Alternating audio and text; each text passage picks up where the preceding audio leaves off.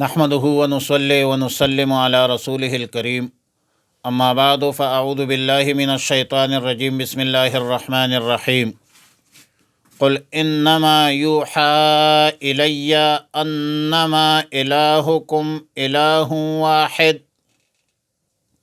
پارہ نمبر 17 سورۃ الانبیاء، رکوع نمبر 7، آیت نمبر 108، 109، 110، 111 اور 112۔ مذکورہ آیت میں فرمایا انما الہکم الہ واحد، اور اس سے قبل فرمایا انما یوحی الی۔ انما کلمہ حصر ہے اور ایک ہی آیت میں دو حصر جمع ہے۔ امام شہاب فرماتے ہیں کہ آیات مذکورہ میں دو حصر ہے۔ پہلا حصر حصر الصفت علی الموصوف ہے، اور دوسرا حصر اس کے برعکس قصر الموصوف علی الصفت ہے۔ پہلے حصر کے ذریعہ وحی کی وحدانیت کا بیان ہے، اور دوسرے حصر میں اللہ کی وحدانیت کا بیان ہے۔ صاحب جلالین ایک حصر کا مفہوم بیان کرتے ہیں، دونوں کا نہیں۔ فرماتے ہیں کہ ما یوحی الی الاختصاص الالہ بالوحدانیہ، معنی یہ ہوگا کہ میرے پاس وحی نہیں بھیجی جاتی مگر معبود خاص ہونے کے وحدانیت کے ساتھ۔ لیکن اس پر ایک سوال ہے۔ سوال یہ ہے کہ وحی کا حصر وحدانیت کے حوالے سے کیسے درست ہوگا، جبکہ اللہ تعالی دیگر امور کے وحی میں رسول اللہ صلی اللہ علیہ وسلم کے جانب بھیجی ہے؟ پھر وحی کے حصر اور حصر میں وحدانیت کیسے درست ہوگی؟ تو اس کا جواب یہ ہے کہ وحدانیت میں وحی کا مطلب یہ ہے کہ جن امور کے وحی بھیجی گئی ان میں توجیہی اصل الاصول ہے، دیگر امور اس کے مقابلے میں ذیلی ہے، ضمنی ہے، اور گویا کہ یہ از قبیل قصر ادعائی ہے۔ کذا فی الجمل فہل انتم مسلمون، پس کیا تم تابعداری حکم برداری کرنے والے ہو؟ سوال ہے، استفہام ہے، حل استفہامیہ ہے۔ کیا تم دین اسلام کی تعلیمات قبول کرتے ہو؟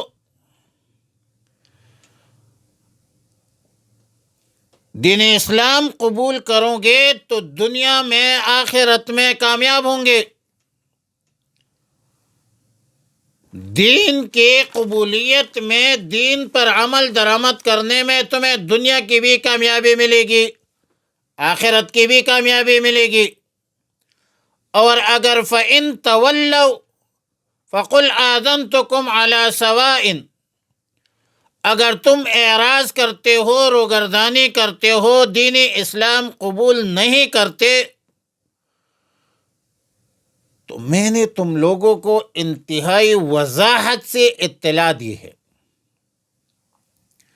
جس میں ذرہ برہ بھی شک و شبہ نہیں ہے، اس میں ایک ذرہ برہ پوشیدگی نہیں ہے۔ بعض مفسرین، خاص کر صاحب جلالین، آذنتکم کے ساتھ بالحرب کی تقدیر نکالتے ہیں، لیکن یاد رکھیں کہ ادھر بئی مقام حرب سے مراد جنگ نہیں ہے، قتال اور جدال نہیں ہے، بلکہ بئی مقام حرب سے مراد عقوبت ہے اور سزا مراد ہے کہ دین اسلام سے روگردانی اور اعراض کے صورت میں تمہیں سزا کی اطلاع دے چکا ہوں۔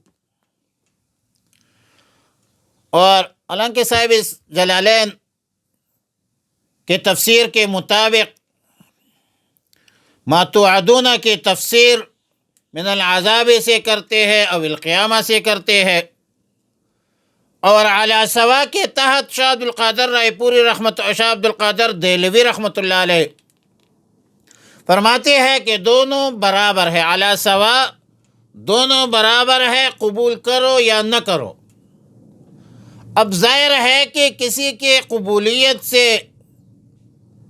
دین کے قبولیت سے، دین پر عمل درآمد کرنے سے اللہ تعالی غنی ذات ہے، مستغنی ذات ہے، اور رسول اللہ مبارک صلی اللہ علیہ وسلم کا جو منصب ہے اس پر بھی فرق نہیں پڑتا۔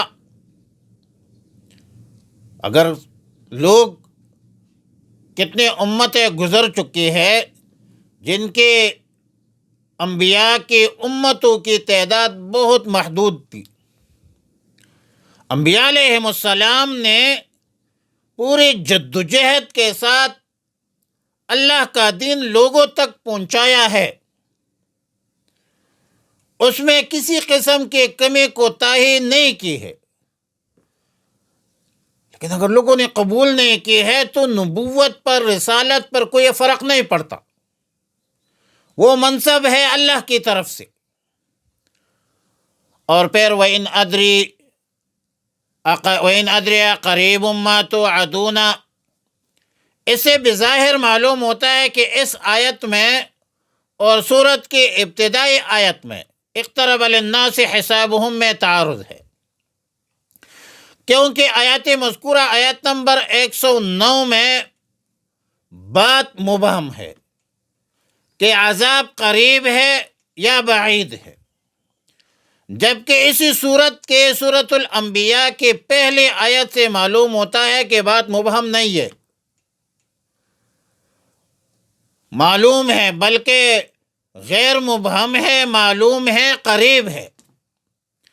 لیکن میرے بھائی ایسا نہیں ہے، کیونکہ اقریب ام بعید جو ہے یہ قرب سے قرب متعارف مراد ہے، اور اقترب میں قرب باعتبار اللہ کے یا قرب بزمانہ سابقہ کے مراد ہے، کذا فی الکمالین، یعنی اللہ کے نزدیک قریب ہے، یا جو گزشتہ اقوام ہے، گزشتہ امتیں ہیں، ان کے بنسبت جو ہے ظاہر ہے کہ اب قریب تر ہے، قریب ہو چکا ہے، قیامت قریب ہے۔ اس کی وجہ یہ ہے کہ رسول اللہ مبارک صلی اللہ علیہ وسلم نبی آخر الزمان ہے، یہ امت آخر امت ہے، نہ رسول اللہ صلی اللہ علیہ وسلم خاتم النبیین ہے۔ آیت نمبر 101 میں فرمایا کہ اللہ کی علم محیط ہے، قدرت کامل ہے، انہ یعلم الجہر من القول، اللہ جانتا ہے جو بات پکار کر کہو یا چھپا کر کہو، آہستہ بولو یا زور سے بولو۔ تاخیر عذاب سے، اس کے واقع ہونے سے دھوکے میں نہ رہو، یہ تاخیر کسی مصلحت اور کسی حکمت سے ہو رہی ہے۔ وَإِنْ أَدْرِيَ لَعَلَّهُ فِتْنَةٌ، اور میں نہیں جانتا کہ وہ مصلحت کیا ہے، ہاں اتنا کہہ سکتا ہوں کہ شاید یہ تاخیر عذاب تمہارے لیے امتحان ہو، شاید تمہیں متنبہ ہو کر ایمان لاؤ، او متاع الی حین، وقت بھی محدود ہے، یا وقت محدود تک فائدہ پہنچانا مقصود ہو، یا خواب غفلت میں اضافہ ہو اور خواب غفلت میں وہ اضافہ ہو جائے۔ آخر آیت میں فرمایا وقر رب احکم بالحق، اے میرے رب ہمارے اور ہمارے قوم کے درمیان فیصلہ کیجیے۔ وربنا المستعان علی ما تصفون، اور ظاہر ہے کہ حق باطل صحیح اور غلط کو الگ الگ کر دیا ہے۔ غلط امور بھی معلوم، صحیح امور بھی معلوم، درست افعال اقوال احوال بھی معلوم، غلط افعال اقوال اور احوال بھی معلوم۔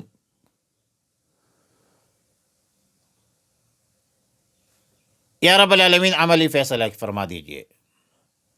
مسلمانوں کو جو فتح اور نصرت کا وعدہ ہے وہ وعدہ واقع کر دیجیے، تاکہ ان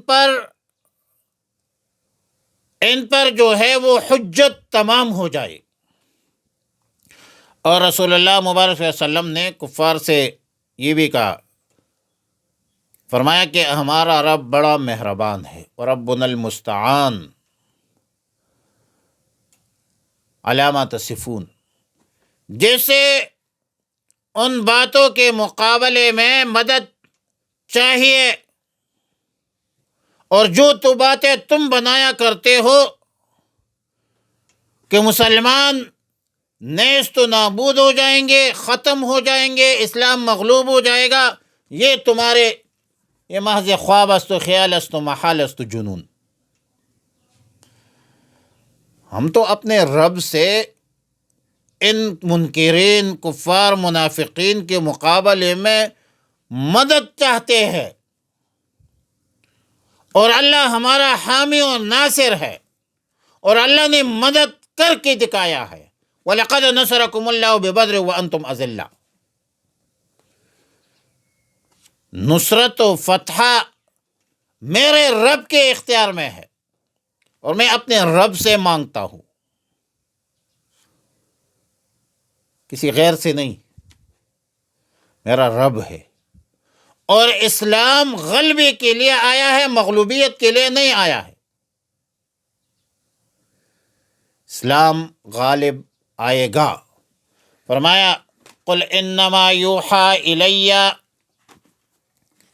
کہہ دیجئے انما یوحی الی، تحقیق کے ساتھ وحی کی جاتی ہے، الی میری طرف، انما الہکم الہ واحد، یہی ہے کہ تمہارا معبود ایک ہی معبود ہے، فہل انتم مسلمون، کیا تم فرمانبرداری کرنے والے ہو؟